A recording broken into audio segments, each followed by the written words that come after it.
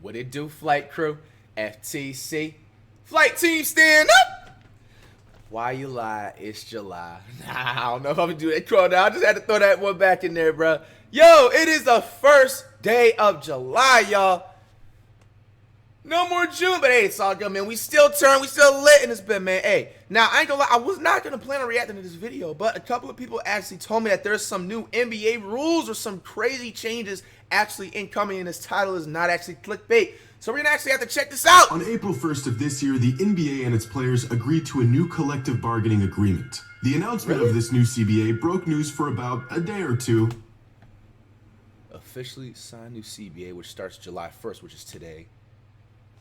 And then it was shrugged off in the midst of the regular season. For the most part, it's a bunch of contract jargon, new financial structuring and incentives, nuanced agreements between owners and players that us fans couldn't care less about. But built into the details of this fairly routine league adjustment are three major rule changes to how the NBA will operate. Three adjustments to rules, systems, awards, and honors that have been in place for decades and will change the way the NBA and its players navigate the season. Really? Today's spot No one cares. since initial to six. Alright. Coming into effect starting with the 2023-2024 NBA season, the league has a new CBA. Among the slosh of financial mumbo-jumbo that I couldn't give a rat's ass about, there are three major changes taking place from this season forward. The first one is a new rule regarding the minimum number of games a player must play to receive individual awards and or be eligible for all NBA team selection. Now, we heard about this rule on and off. I think probably this is like the number one thing a lot of people are talking about, especially with this situation with going down with, like, you know what I'm saying, like Ja or just other players that are like injured and stuff like that, and that's necessarily just getting in trouble, whatever. But I ain't gonna lie, I am not a fan of this rule. I actually meant to talk about this like rule for like honestly like a minute, bro, but I kind of like was not in the, because there was other stuff I was talking about, so it kind of slipped my head. But bro, I'm not gonna lie to you, this isn't it. Like, how does this type of rule make sense? Like, let's be realistic right now, bro. At this time period that we're in right now, it's damn near impossible for a player to play at least damn near 60 plus games. Like, if a player is playing 65 plus games in this time period with the way social media is, and not necessarily just distractions let alone, but just a lot more things going on in the world, it feels like, compared to what it was back then. Like, come on, bro. Like, how is this even, like, really possible? 60. So you mean to tell me out of 82 games, you're only expecting somebody to miss no more than 20 games and they're not eligible for no type of award? That doesn't make any type of sense. I feel like they need to at least dumb it down to 45 games. Like, be more realistic, bro. You know what I'm saying? Now you're going to see a lot more players that had underperformances during the season versus the players that had crazy breakout seasons, and just because they played 1 or 2 games less, and who knows, they could have had an actual emergency off the court. That's going to tell me Previously, this threshold was 58 games, or about 70% of the season. But under the new CBA rules, a player now must play at least 65 games in a season to qualify for all awards. Bro, and look at this. Even how, like, you know how the slots right here for the NBA stuff, like, this literally shows that how are you going to make it a little bit more than, I understand, like, maybe half. You know what I'm saying? This is even too much, 58 games. But, bro, like, it needs to be in the 40s, bro. The overarching goal of this change being to reduce the amount of load management around the league. And surely, this change will do just that. Over the last 3 seasons, of the 45 players who were selected to an All-NBA team, 15 of them wouldn't have even qualified under the new rules. In fact, LeBron James would have missed the cut in all of the last 3 seasons. And 15 superstars not playing enough games over the course of and you know, my man Curry got screwed for a lot of awards this year too. Like, you know what I'm saying, had a nice season and everything still. Seasons may not sound like much until you realize that in the previous 19 seasons combined, only 15 players made all NBA teams without playing at least 70% of the season. A requirement that pushes for about 10% more games played throughout a season for every superstar around the league may have a larger impact on the game than you would think. Which leads Ben Rohrbach of Yahoo Sports to beg the question, is it worth squeezing a handful more games from these stars to risk rewarding less prestigious candidates?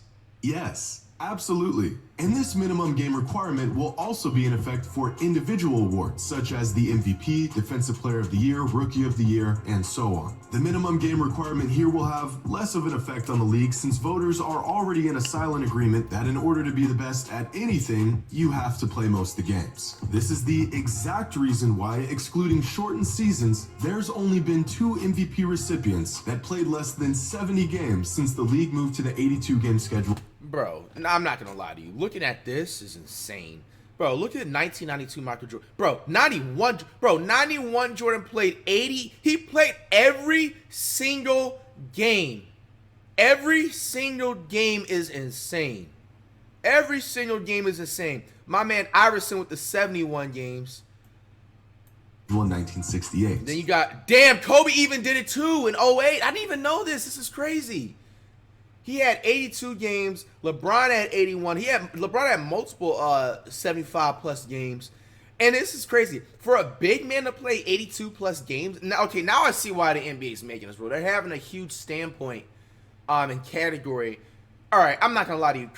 This is insane. Bro, 49 games, bro, and he still got the MVP. Bill Walton in 1978. And Joel Embiid just this past season. And then 2020, yeah, a couple had a shortened season, so it but makes still, sense. we will. That's crazy how 2012, 2020, yeah, they was shortened seasons because of certain reasons. So I wonder if history is ever going to repeat itself.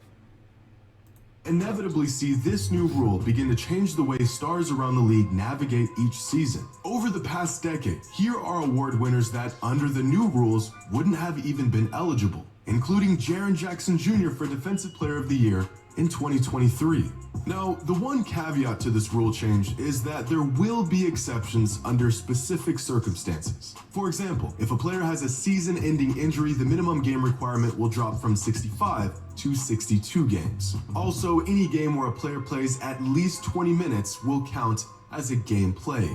And I think we can all see exactly how this exception will be exploited. And to demonstrate this, I want to point y'all to AC Green. Throughout the 80s and 90s, Green was a solid contributor in the NBA, but his legacy is remembered for his untouchable record for consecutive games played in an NBA career. From 1986 to 2001, AC Green did not miss a single basketball game. Not one. 1,192 consecutive games over the course of 16 years. A record that I'd be willing to bet any. Bro, that is not human. I ain't gonna lie to you, bro. That is not human at all, bro. Will never be broken for the rest of time. Damn. I ain't even gonna lie to you.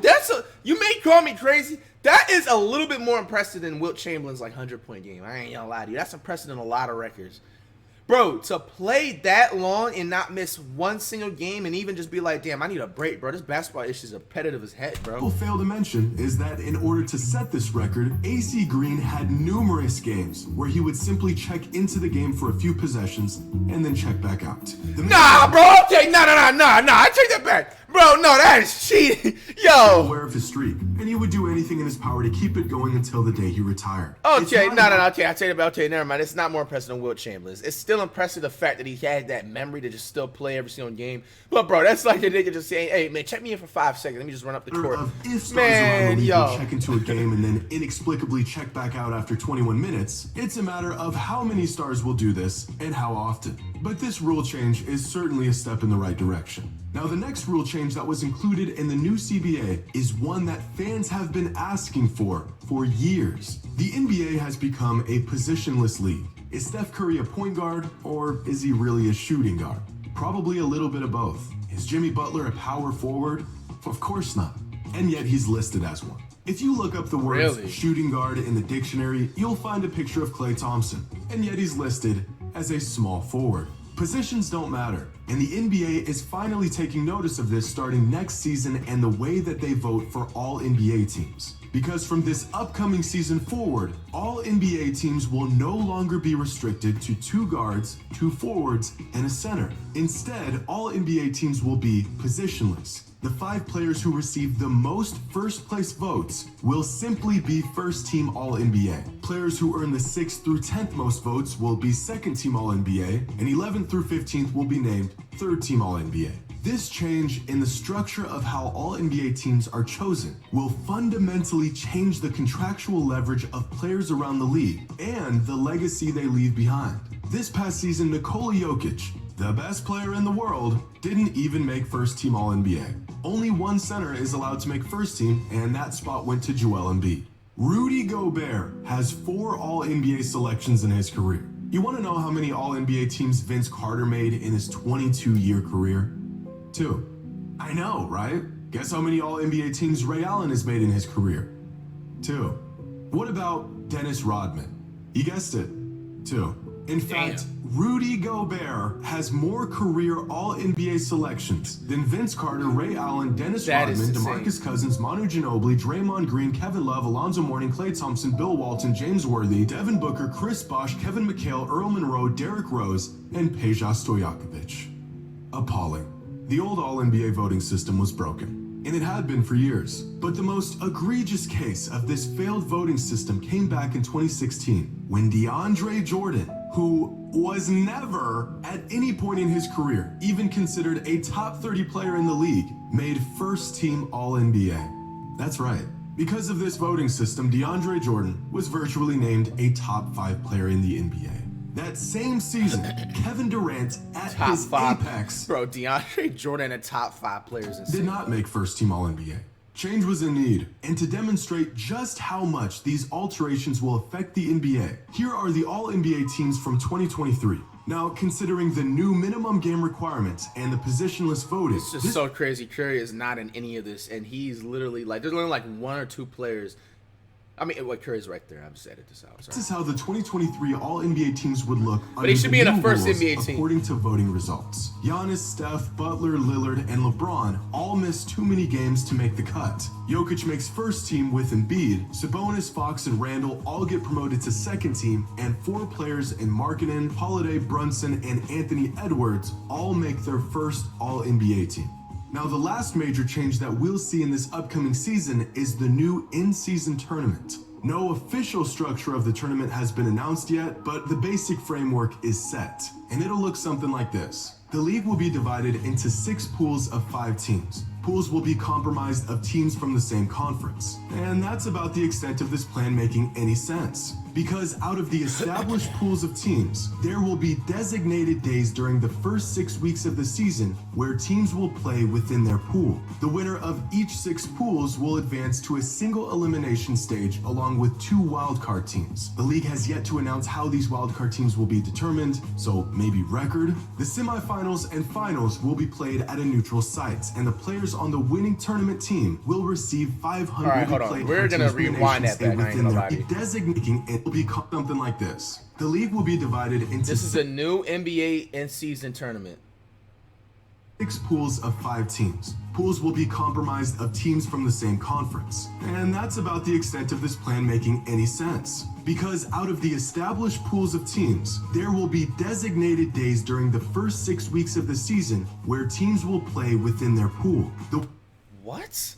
winner of each 6 pools will advance to a single elimination stage along with 2 wildcard teams. The league has yet to announce how these wildcard teams will be determined, so maybe record. The semifinals and finals will be played at a neutral site, and the players on the winning tournament team will receive $500,000 each. But here's where it gets really So this is in the middle of the season? Can somebody explain a lot of this in the comments, please? weird. Each NBA team will only be scheduled for 80 games on the season. Teams that do not advance to the knockout round of the tournament will have 2 games added to their schedule, and the teams that make the final round of the tournament will play 83 total games. So let me get this straight. This new in-season tournament will affect the scheduling of the regular season. It will have qualifying rounds built throughout the season. It will lead to some teams playing more games in a season than others. But most importantly, I don't know if anyone's even going to care. The teams that are already good might not care about the in-season tournament because they have bigger goals. And the teams that have no chance at contending for a championship and might care to win the tournament probably won't have a shot. I think the single elimination format could work in favor of less capable teams, but are the title contenders for the postseason not also the same teams that will be favored to win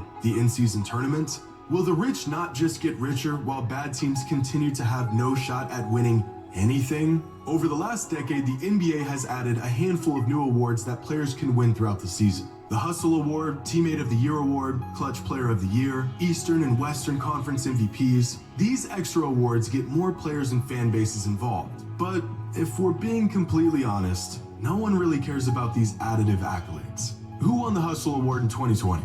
Who won the Teammate of the Year Award in 2021? Similar to these secondary awards, I think the midseason tournament could be a fun detour from the regular season, but I'm not sure how much value or even importance it will hold, especially considering it will uproot the entire structure of the regular season. But what do y'all think? Do you like the changes coming to the NBA? Man, do y'all like the changes? What changes would you make? If the 5 best players in the league are 5 point guards, does it make sense to have them all first team All-NBA? What if the 10 best players in the league all play less than 65 games? Would it really make sense to have the 11th most valuable player in the NBA win the MVP? How does Rudy freaking Gobert have more All-NBA selections than Vince Carter? Let me know your thoughts in the comments below. And as always, bro, that is until next crazy, time. bro.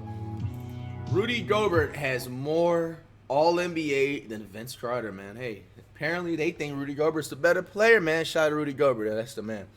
Man, I need y'all to explain some of these rules down below. How do y'all feel about this? Is the NBA honestly doing too much? Or are they doing just enough?